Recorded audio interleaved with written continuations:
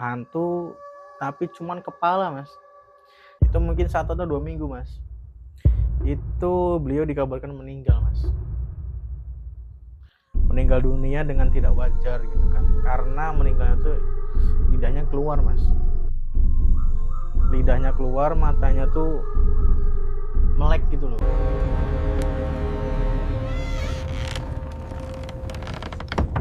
Jangan duduk di sini.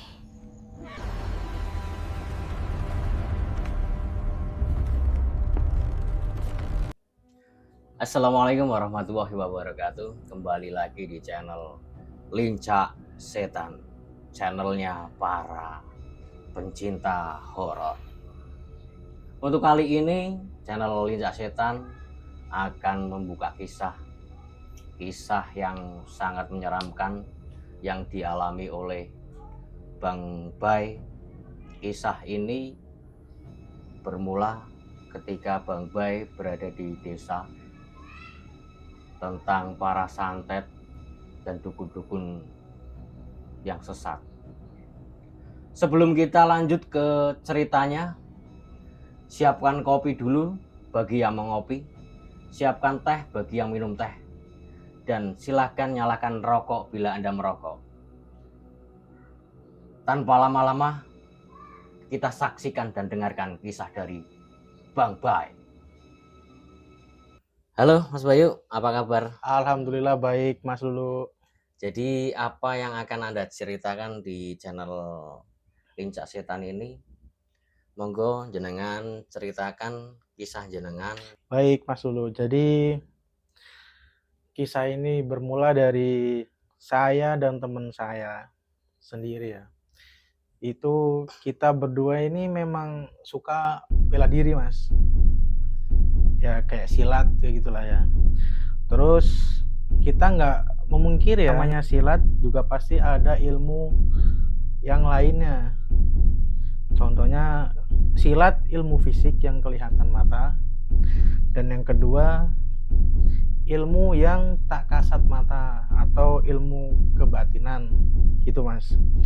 Jadi karena kita sebenarnya sama teman saya ini udah bisa dibilang lumayan bosen lah belajar silat gitu kan, yang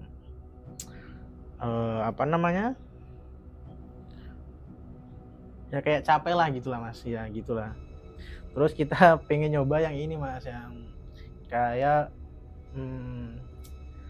ilmu-ilmu yang tak kasat mata, kayak ilmu kebatinan gitu. Terus saya direkomendasikan sama seseorang untuk belajar ilmu kebatinan di salah satu desa. Saya nggak bisa menyebutkan desanya karena ini menyangkut privasi seseorang ya, Mas. Jadi di sebuah desa agak terpencil, Mas. Jadi mau ke tempatnya itu banyak kita ngelaluin jalan-jalan setapak gitu. Terus sisi kiri, sisi kanan tuh banyak kuburan gitu, Mas. Dan kita berdua dan ditemani oleh orang yang tahu lokasi tersebut. Kita ke sana bertiga. Kita ke sana bertiga dan menemui bisa dibilang sosok mbahnya itu. Iya, Mas. Jadi awal mulanya kita di sana ya kita perkenalan seperti halnya kita orang nggak kenal gitu kan. Kayak kita berkenalan, bercengkrama, terus berbincang-bincang sebentar. Habis itu selesai, kita lanjut ke hari esoknya, Mas. Jadi ada jadwalnya. Jadi seminggu itu kita ke sana 2-3 kali seminggu. Itu bertiga semua berarti, Mas? Untuk hari selanjutnya kita cuma berdua, Mas, sama teman saya. Jadi saya sama teman saya berangkat sendiri karena sudah tahu lokasinya. Saya berangkat sama teman saya dan selalu berangkatnya tuh malam, Mas. Jam 10 atau pokoknya intinya jam 10 ke atas. Itu pakai motor, Mas, atau pakai mobil itu? Kita pakai motor, Mas. Ya. Bertiga berarti bontong. Yang buat yang buat hari pertama naik motor sendiri-sendiri Mas. Nah terus hari yang kedua ya kita boncengan lah, umum gitu kan, wajar. Kita ke lokasi, udah hampir mendekati lokasi, kita parkir motor Mas karena nggak bisa masuk. Ya karena lokasinya sangat tidak bisa dilalui untuk motor. Jadi kita motor parkir ya lumayan jauh lah, nggak terlalu jauh juga, kayak mungkin kalau jalan kaki ya 100 meter lah. Iya, jadi parkir motor, terus kita jalan ke rumahnya mbahnya gitu. Kita ke sana hari pertama kali ya, hari pertama kita belajar gitu kan. Ke sana ya pada umumnya lah, intinya pada umumnya kita dikasih kayak kisi-kisi gitu. Kita belajar bla bla bla. Seminggu kemudian ada pasien yang emang sudah lama Mas, sudah lama di situ. Cuman saya baru lihat itu pas seminggu saya di sana. Dan itu ternyata beliau terkena santet Mas. Santet. Santet Iya. apa itu Mas?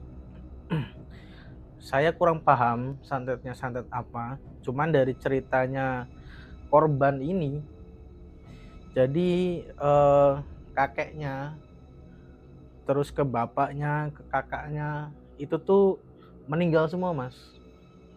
Jadi kalau kronologinya kata korban ini dari awalnya itu karena persaingan bisnis gitu Mas. Jadi awal mulanya tuh ya kata si korban tersebut, beliau tuh memiliki bisnis yang mungkin menjanjikan lah karena hasilnya juga lumayan Mas gitu. Itu bisnis ikan, jual beli ikan kayak jadi supplier gitu. Nah itu lumayan besar. Yang namanya bisnis kan pasti ada orang yang enggak. Nah kebetulan partnernya beliau ini suatu ketika tuh kayak merasa dicurangi atau merasa kurang puas dengan hasil tersebut. Lalu beliau seperti berlagak aneh gitu.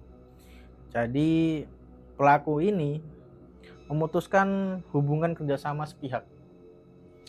Berarti itu secara spontan atau bertahap itu Pak, untuk pemutusan kerjasamanya? Ya mungkin ini ya Mas, mungkin dirasa tuh setiap pengiriman tuh kayak uangnya tuh mungkin kurang ya gitu, atau apalah, saya juga kurang paham gitu kan. Intinya pelaku ini tiba-tiba memutus partneran itu, kerjasamanya. Iya, kerjasamanya diputus. Lalu pelaku ini membuat sendiri usaha tersebut yang sama persis, dan beli ikannya, dropnya, kayak naruh barang-barangnya itu semuanya sama Mas. Dan yang pemilik yang utama yaitu korban yang datang ke tempat guru saya itu sempat cerita gitu kan, seperti itu. Terus nggak lama si korban ini tuh merasa kayak ada ngimpi-ngimpi aneh gitu Mas. Jadi kayak ngimpi-ngimpi seolah-olah beliau ini dikejar-kejar makhluk halus gitu. Dan mimpinya dia ini ya sangat ngeri katanya Mas, cuman dia nggak mau cerita, intinya ngeri gitu. Terus setelah pemutusan kerjasama sepihak itu Mas, itu kan terpecah belah ya, terus banyak cekcok juga karena lokasi drop sama ngambil barangnya itu sama gitu. Terus setelah kejadian pemutusan sepihak itu, selang beberapa bulan itu kakek dari korban ini meninggal Mas, dan itu tidak wajar karena kakeknya ini katanya baring di tempat tidur, terus mengeluarkan darah Mas, muntah-muntah, dari hidung, dari telinga, mata gitu Mas. itu kan kayak nggak masuk akal gitu kan. Terus dibawa ke rumah sakit. Itu tidak ada diagnosa dari dokter gitu Mas. Jadi kayak orang sehat umum gitulah. Secara medis dikontrol, dicek, nggak ada penyakit. Tidak ada Mas, iya. Setelah itu dibawa ke tempat gurunya jenengan. Enggak Mas, jadi kayak guru korban ini belum tahu gitu kan. Jadi habis dibawa ke dokter ya pulang lagi gitu. Pulang lagi sehari setelahnya itu langsung meninggal. Habis meninggal kan. Terus beberapa bulan lagi, mungkin setelah 40 hari ya Mas, itu ayah si korban ikut meninggal Mas. Ikut meninggal langsung kejadian katanya sih terpleset di WC, sama Mas, sama. Jadi mengeluarkan darah semua gitu loh. Kayak nggak wajar gitu kan. Kalau misalnya emang jatuh kan mungkin terbentur, mungkin kepalanya atau apa berdarah gitu kan. Ini enggak Mas. Jadi hidung, mulut, telinga, mata itu berdarah Mas, mengeluarkan darah gitu loh. Itu berarti kejadian dari kakeknya meninggal, terus si bapaknya itu meninggal. Itu kejadiannya berarti nggak lama. Nggak lama Mas ya. Nah, setelah bapaknya ini juga meninggal, ya kan meninggal nggak wajar itu kan, sama padahal kan. Itu selang beberapa bulan lagi Mas, mungkin 2 atau 3 bulan lagi lah itu setelah bapaknya ini meninggal, bapaknya korban itu meninggal, kakaknya yang nomor 1. Kakaknya nomor 1 ini, ya jadi korban ini Mas, 3 bersaudara. Itu. Nah, ini yang kakaknya nomor 1 ini meninggal.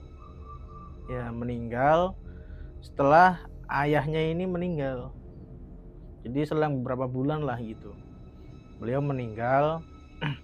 Terus sempat bingung kan karena jadi dari 3 kejadian tersebut semuanya sama Mas. Gitu. Mengeluarkan darah gitu kan. Ya seperti tadi lah.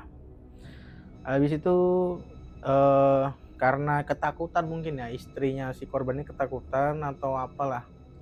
Si korban ini nyari-nyari kayak mungkin minta tolong sama Pak Ustadz atau orang-orang pintar mana lah gitu, saya nggak tahu.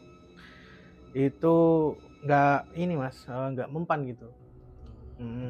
Berarti setelah kejadian itu si keluarga korban itu sempat mencari ustadz-ustadz di desa itu, tapi secara pengobatan itu belum berhasil. Iya Mas, jadi masih kayak nihil gitu, nggak ada hasil gitu kan. Karena ini si korban pun ini Mas, kayak sakit tapi tidak ada apa namanya ya, kayak penyakit medisnya tuh diperiksa di rumah sakit tuh nggak ada Mas. Iya seperti itu. Karena mungkin korban ketakutan kan. Nah habis itu ketemulah sama guru saya Mas. Ketemu guru saya, beliau cerita bla bla bla bla, dan keluarganya cuma tinggal kakaknya yang nomor 2 sama ya keluarganya korban ini Mas. Itu. Dan ketemu sama guru saya ini,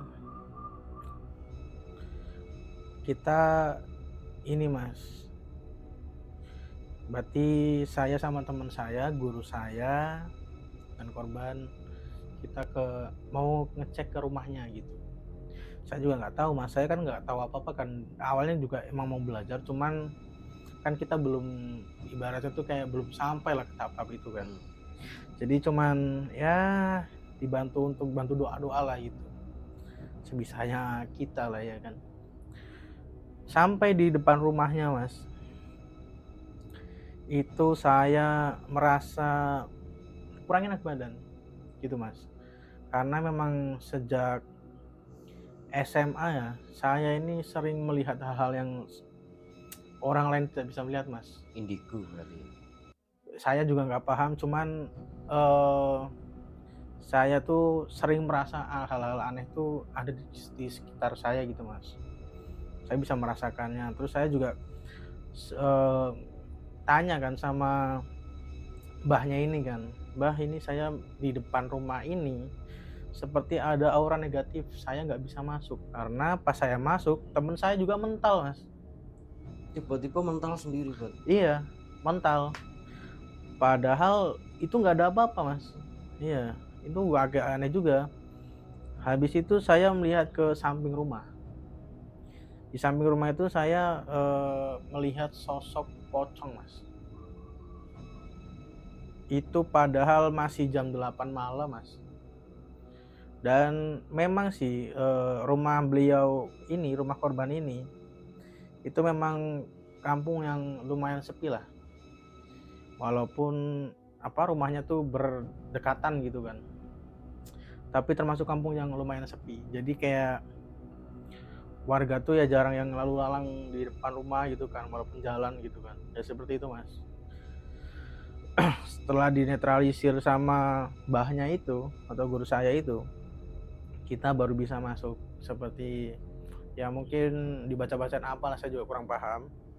Kita masuk dan si korban ini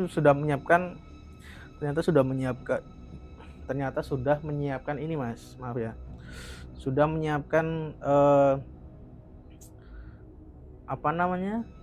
seperti halnya kita mau selamatan gitu, Mas. Sesaji. Ya, sesajen sama ayam bakar, ayam apa saya juga kurang paham gitu kan. Nah, di situ kita mengelilingi sesajen itu, Mas. Ya, kita tutup mata, kita ngaji di sana, doa bla bla bla. Baru 5 menit kita doa, Mas, tiba-tiba dari arah dapur itu ada yang lempar ini, Mas, kayak panci gitu kan. Terus gagang-gagang susuk buat nyerok gitu kan. Itu dilempar-lempar, Mas. Dan kebetulannya dari tempat kita ngaji itu sejajar sama dapur, Mas. Jadi langsung lurus ke dapur gitu kan.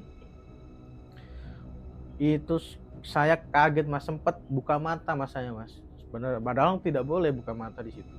Karena tidak diperbolehkan sama gurunya kan. Nah, setelah saya lihat, saya lumayan terkejut, Mas. Karena ada sosok bayangan hitam besar itu melihat ke arah kita. Dan saya lanjut tutup mata, Mas.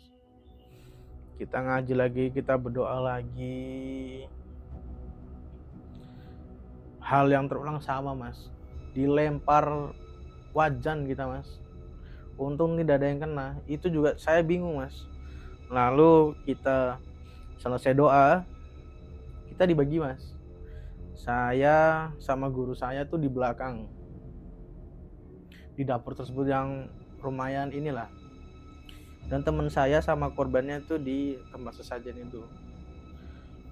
Di dapur saya juga wirid di situ, Mas, karena guru saya mau mencoba berinteraksi lah, Mas. Jadi itu kan kita dipisah ya.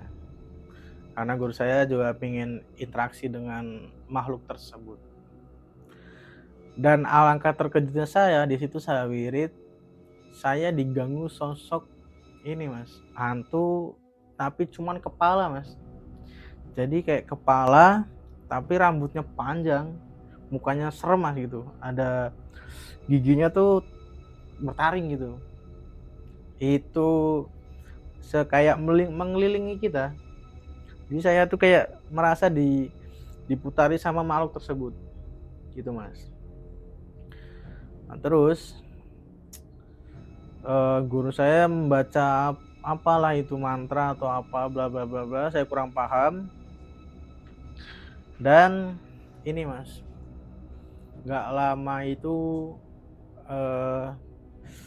guru saya nebar ini garam kasar gitu loh. Buat apa itu, Mas, untuk garam itu? Kalau katanya mbahnya itu sebagai pengusir atau mungkin pelindung ya, Mas. Saya juga kurang ini. Karena juga sebenarnya saya tuh belum waktunya gitu bantu-bantu seperti itu karena baru belajar kan gitu kan. Gitu, Mas. Jadi ditebar semuanya mengelilingi rumah. Dan guru saya bilang, setelah selesai itu kan, kita kembali kumpul di tempat sesajen tersebut. Dan guru saya bilang, yang datang tuh tadi katanya langsung jin atau setan yang utama.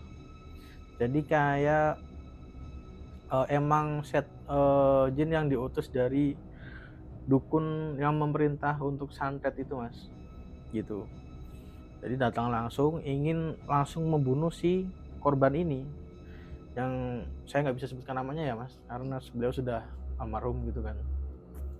Ini juga privasi keluarga gitu sebenarnya. Dan alhamdulillahnya katanya mbahnya ini sudah netral, Mas. Jadi hantu yang datang itu sudah ibaratnya tuh kalah telak gitu kan, karena sudah ritual bla bla semuanya.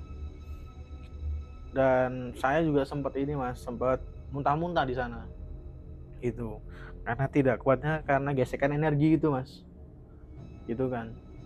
Nah, setelah itu setelah beberapa hari itu kan, guru saya datang lagi ke rumah korban tersebut. Dan ternyata si korban ini mungkin sakit ya, Mas. Sakit. Lalu guru saya mencoba meditasi, Mas. Kita juga kurang ini ya, karena mbahnya ini meditasi di kamar korban itu lumayan lama, Mas. Dan habis itu keluar, beliau mengatakan, Mas, katanya hantu yang kemarin kita kalahkan itu sekarang dukunnya memakai ini, Mas, memakai mayat asli. Jadi katanya sih yang ngirim ini itu dari orang Kuningan, Mas. Dari Kuningan? Iya, dari orang Jawa Barat ya, itu Kuningan ya. Ya dari situ. Dan beliau menggunakan mayat asli. Jadi untuk jinnya itu menggunakan mayat asli, Mas. Dan katanya guru saya ini kalau memang menggunakan mayat asli itu santetnya 80% berhasil, Mas. Gitu. Dan alhamdulillah katanya guru saya ini memang sudah pernah menangani hal tersebut dan bisa terselamatkan gitu. Dan kemudian sebelum kita ini ya, Mas, sebelum kita pulang itu si korban ini itu sempat dikasih wejangan, Mas, kayak seperti kamu kalau pengen sembuh kamu harus ngelakuin ini ya gitu. Nah, ada syarat ya, syaratnya cuma 2, Mas. Yang pertama mungkin bisa dibilang gampang lah, dan itu juga kewajiban gitu kan, harus sholat, Mas, kan itu wajib gitu kan. Yang kedua, jangan pernah sesekalipun mengusir atau menghina pengemis yang ada di depan rumah. Atau misalnya emang kalau memang nggak bisa ngasih, Mas, ya mungkin bisa disuruh makan atau dikasih apalah yang jangan menyakiti hati pengemis tersebut gitu kan. Nah intinya gitu, Mas, cuman seperti itu syaratnya.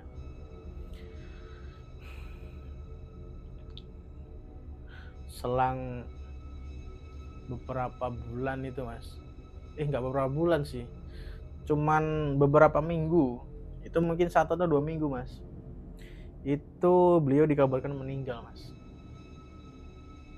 Meninggal dunia dengan tidak wajar gitu kan, karena meninggalnya tuh lidahnya keluar, Mas. Lidahnya keluar, matanya tuh melek gitu loh, gitu, Mas. Tapi ngomong-ngomong seperti ini saya jadi pengen ngerokok nih, Mas. Boleh nggak ya, Mas? Silakan. Baik. Dulu.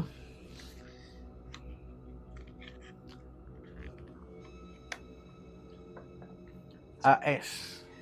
Oke, untuk pendengar channel Lincah Setan, jangan ditiru untuk adegan merokok ini karena merokok mengganggu kesehatan. Oke, saya lanjut ya, Mas. Jadi kata istrinya, sehari sebelumnya itu si korban ini sempat mengusir, Mas, dan memaki-maki gitu loh, memaki-maki apa ya namanya, seorang musafir, Mas. Jadi ada musafir datang minta makan, Mas.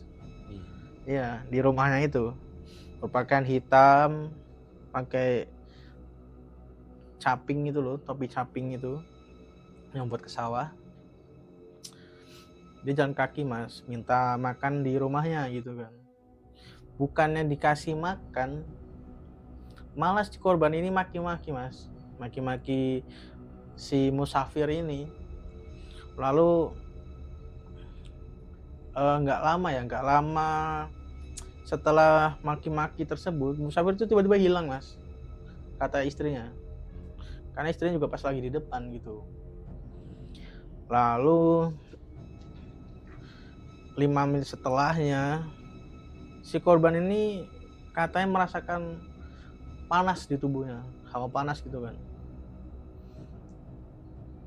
merasakan hawa panas dan istirahat gitu, dan tiba-tiba kejang, Mas, kata istrinya, tiba-tiba kejang, langsung lidahnya keluar, Mas, matanya juga melek, melotot gitu loh, habis itu tidak bernafas, Mas. Dibawa ke rumah sakit katanya sudah terlambat gitu, karena sudah tidak bernyawa katanya, Mas, seperti itu, Mas. Jadi dari sebuah bisnis itu merenggut nyawa kakek,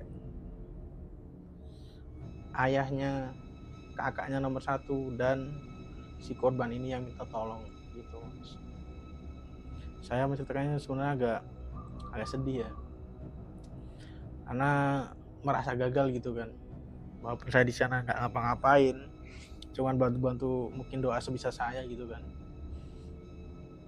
tidak terselamatkan gitu, Mas. Dan nggak lama pun setelah meninggalnya korban ini, kita juga dikabari sama kerabatnya si korban almarhum ini bahwa anaknya cuman 1 itu, laki-laki, juga meninggal, Mas. Anaknya meninggal, kakaknya yang nomor 2 pun sama, meninggal juga, Mas. Saya juga sempat sedih, takut juga, tapi ya mau gimana lagi, Mas. Kita udah berusaha semaksimal mungkin, tapi Allah berkehendak gitu kan, Mas. Jadi mungkin kisah ini baru selesai saya ceritakan, Mas. Gitu, Mas. Itulah kisah dari Bang Bay, kisah yang sangat menyeramkan, kisah yang penuh dengan ketegangan. Saya ucapkan terima kasih bagi yang telah menonton video ini. Jangan lupa subscribe, like, dan share bila Anda menyukai video ini. Nantikan cerita-cerita berikutnya di channel Lincah Setan. Terima kasih. Wassalamualaikum warahmatullahi wabarakatuh. See you next.